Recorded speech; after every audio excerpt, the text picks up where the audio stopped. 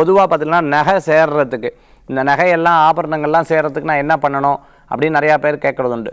நான் யதார்த்தமாக சொல்லுவேன், நகை பட்டகத்தில் பார்த்துட்டேன் அப்படின்னு சொன்னால் எப்போவுமே வாசனை திரவியங்களை வச்சுக்கிறது ரொம்ப விசேஷம். ஏன்னா மகாலட்சுமி குடியிருக்கக்கூடிய சில பொருட்கள் அப்படின்னா வாசனை திரவியங்களை வச்சுக்கிறது ரொம்ப விசேஷமான பலன்களை கொடுக்கும்.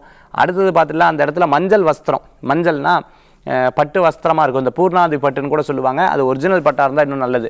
அதை விரித்து வைத்து அதுக்கு மேலே நகை வச்சுக்கிறது நல்ல பலன்களை கொடுக்கும். உங்கள் லாக்கரில் நம்ம எந்த இடத்துல நகை வைக்கிறதா இருந்தாலும் எதை பண்ணுறதா இருந்தாலும் சரி, நல்லா கை கால்லாம் சுத்தமாக கழுவிட்டு அதுக்கப்புறம் வைத்துக்கொள்வது நல்ல பலன்களை கொடுக்கும். முடிஞ்சால் பன்னீர், இந்த பன்னீரை தெளித்து விடுறது, அதாவது வாசனைகள் அப்படிங்கிறது ரொம்ப முக்கியம்னே சொல்லுவாள். மல்லி புஷ்பம் உதிரி புஷ்பம் இருந்துன்னா அந்த புஷ்பத்தை போட்டு வைக்கிறது நல்லது. எப்போவுமே விசேஷ நாட்களில் எந்த நகை ஆபரணம் இருந்தாலும் அதை எடுத்து சுவாமிக்கு கலசத்துலேயோ அல்லது சுவாமி படங்கள்லையோ சாத்திட்டு திருப்பி எடுத்து வச்சாலும் இந்த ஆபரணங்கள் பெருகக்கூடிய வாய்ப்புகளே நிறையா இருந்துன்னு இருக்கும். பொதுவாக பார்த்துட்டுனா சார் எங்கள் வீட்டில் ஆபரணமே கிடையாது, நான் என்ன பண்ணுறது அப்படின்னு வருத்தப்படுறவா நிறையா இருக்குது சார், எல்லாம் அடமான கடையில் தான் சார் இருக்குது, அதெல்லாம் எனக்கு திருப்பி மீட்டணும் அப்படின்னு நினச்சிட்டு இருக்கிறவா நீங்கள் கவலையே படாதீங்க. அது நிச்சயமாக மாறக்கூடிய வாய்ப்புகள். சொர்ண ஆகர்ஷண பைரவர்னு இருக்கார்.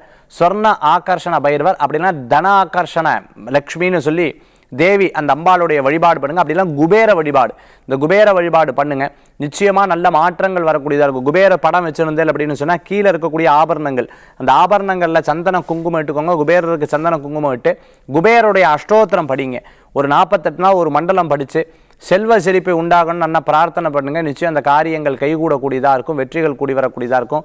முடிஞ்சால் சந்தனம் வச்சு அந்த ஆபரணங்களில் பொட்டு வச்சு அதுக்கப்புறம் அர்ச்சனை பண்ணிக்கிறது நல்ல பலன்களை கொடுக்கும். இன்றைய தினத்தில் நகைகள் சேர்றதுக்கு அடமானம் வச்ச இந்த நகைகள்லாம் திருப்பி மீட்டி வீட்டில் பணவரவு சேர்றதுக்கு உண்டான அற்புதமான விஷயங்கள் நம்ம பார்த்தோம். செல்வங்கள் சேர்ந்து சந்தோஷமாக இருந்து நோயற்ற வாழ்வை வாழ்ந்தாலே நிச்சயம் சந்தோஷம். ஏன்னா நமக்காக நம்ம எதுவும் பண்ணுறதில்லை, நம்ம குழந்தைகளுக்காக நம்ம எல்லாத்தையும் பண்ணுறோம். அது நிச்சயம் வெற்றிகள் கூடி வரக்கூடியதாக இருக்கும்.